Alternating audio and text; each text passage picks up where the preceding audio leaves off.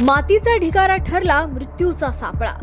चूक नेमकी कोणाची, शासनाची की मजुराची? ड्रेनेज लाईनचं काम करताना किंवा खोदकाम करताना कित्येकदा मातीचा ढिगारा अंगावर पडून मजुरांच्या बाबतीत दुर्घटना घडत असतात। सध्या सोशल मीडियावर हा व्हिडिओ देखील असाच व्हायरल होतोय। पाईपलाईनचं काम करत असताना अचानक मातीचा ढिगारा या मजुराच्या अंगावर पडला आणि त्याचा दुर्दैवी मृत्यू झाला। पण हा व्हिडिओ पाहून जेवढं वाईट वाटतं तेवढेच प्रश्नही निर्माण होतात की यात नेमकी चूक कोणाची, शासनाची की मजुराची? जर खड्ड्याची खोली जास्त होती तर मातीपासून संरक्षण करण्यासाठी मूलभूत साधने जसे की सुरक्षा जॅकेट आणि हेल्मेट मजुरांना का दिले गेले नाही? आणि जर दिले असतील आणि त्यांचा वापर होत नसेल तर तो का होत नाहीये? मजूर या नियमांचं पालन का करत नाहीयेत आणि त्यासाठी काय केलं पाहिजे याकडे लक्ष न देता सरकारी अधिकारी देखील आपले डोळे मिटून बसलेत का, असा सवाल उपस्थित केला जातोय। या चूक जेवढी नियम पाळले जात आहेत की नाही याकडे लक्ष देणाऱ्या अधिकाऱ्यांची आहे तेवढीच चूक कुठेतरी मजुरांची सुद्धा आहे। कारण सरकारने दिलेले नियम पाळून आपली सुरक्षा आपल्या हातात आहे हेही त्यांनी लक्षात ठेवायला हवं। या घटनेत मृत मजुराच्या कुटुंबियांसाठी सरकारनं 5 लाख रुपये नुकसान भरपाई जाहीर केली आहे आणि त्यांनी त्यांचं कर्तव्य पार पाडलं। पण यामुळे कुटुंबाचा गेलेला आधार मात्र परत येणं शक्य नाही। ही कमी कशानेच भरून न निघणारी आहे। त्यासाठी कामगारांनी मजुरांनी आपली सुरक्षा जपण्याची जबाबदारी आपलीच आहे हे समजणं महत्वाचं आहे। आणि मजूर ही सुरक्षा घेतायत का,